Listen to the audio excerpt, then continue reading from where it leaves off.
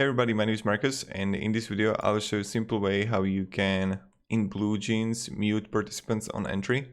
So let's start. The first thing you want to do is just be in BlueJeans and go to right top corner and then just click both profile. Right when you're gonna do it, in profile you just want to go to settings and just scroll down below, and you're gonna see here turn off participants, or mute participants on entry. So also you can turn off participants video on entry. That's up to if you want it. So you just click here, mute participants on entry. I don't know even how to speak in the morning, damn. But this is how we do it. So thank you very much everybody for watching. If you have any questions, guys, ask me down in the comments. I'll be really happy to help you